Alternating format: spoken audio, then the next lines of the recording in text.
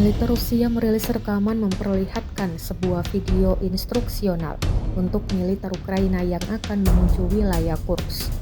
Tampak rentetan serangan granat dan drone Rusia yang diluncurkan ke posisi tentara Ukraina saat maju di Kursk.